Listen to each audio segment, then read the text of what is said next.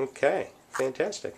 Okay, my first visit to Dr. Silverston was a week ago after suffering for 3.5 years with a painful infection that resulted in lockjaw. After one treatment, I can open my mouth for the first time in 3.5 years. And I can eat food, solid food, hard food, and this is very exciting for me. That is so exciting. So what would you tell others who are considering chiropractic care? It's not only about your back, it's about everything. It's about the whole body.